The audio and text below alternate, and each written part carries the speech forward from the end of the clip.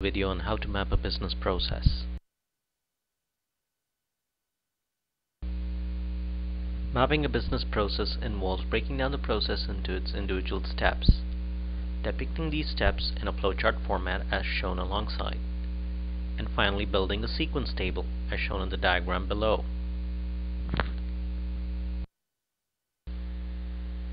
Before we proceed with understanding how to document a business process, let's first see what is a business process map.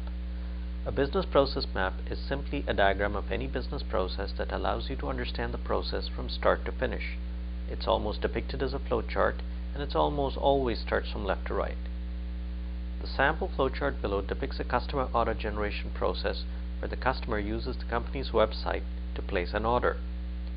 In this chart, we see that the process starts with an elliptical start box. In the next step, the customer selects an item on the website. The customer then checks out. The credit card authorization step comes next.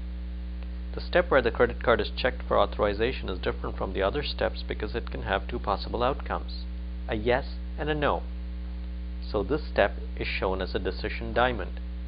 If the authorization was successful, the order is sent for fulfillment and the customer is provided with an order confirmation number and the process stops. If the authorization was unsuccessful, as shown with a no on the arrow coming out of the decision diamond, then the customer is notified as such and the process stops. What is the sequence table? A sequence table accompanies a process map. It shows the sequence of individual steps in a process. The table that we see here has details from the flowchart that we walked through earlier. In step 1, the customer adds an item to the shopping cart. In step 2, the customer checks out. In step 3, the customer provides a credit card number. Step 4, the system performs credit card authorization. Steps 5 and 6 correspond to the decision diamond. If authorization was successful, we perform steps 7 to 8 and then branch to step 10, where the process stops. If the authorization was unsuccessful, we branch to step 9, where we notify the customer of a credit card failure and proceed to step 10, where the process stops. Let's take a look at some of the commonly used symbols in flowcharting. The start and stop. Use an oval to denote the beginning and end of a process. This makes it easy for readers to identify where a process begins and where it ends. The process box. Use rectangles for each step in the process. Add any pertinent information here. Things like what happens, who does it, how long does it take. The decision diamond. Use diamonds for decision points. Use decision points anytime the process splits. Make sure you annotate the arrows exiting a decision so the readers know which route to follow for any given scenario. Arrows. Use arrows to show the flow from one step to the next. Label the arrows with important information such as answers to decision points or annotations of work items that are moving. How to map a business process. Step 1. Pick the business process that you want to document. Step 2. Gather at least one person from each step in the business process. They should be people that are completely familiar with their part of the process so that they can provide the input that you need to effectively create the process map. Step 3. Draw a line on a large piece of paper or a whiteboard and designate the beginning and the end of the process that you wish to explore. Step 4.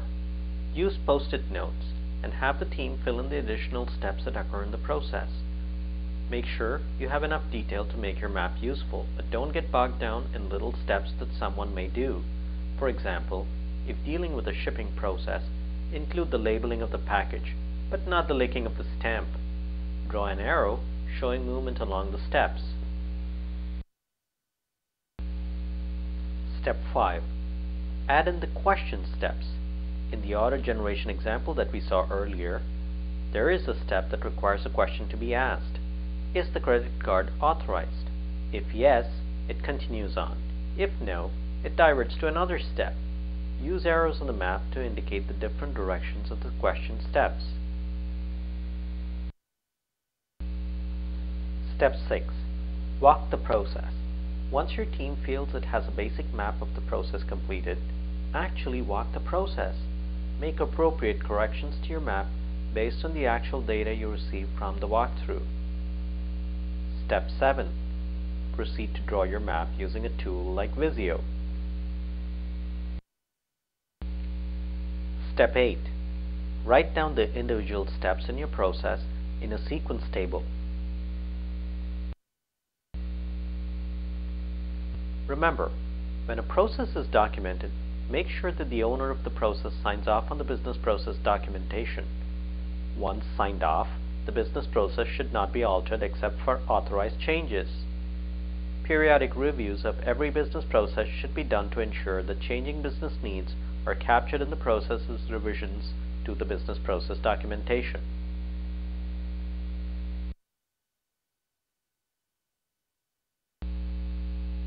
Thank you for watching this video presentation on how to map a business process. We hope you found it useful. Check our YouTube channel, Ecom Canada, for other useful how-to videos.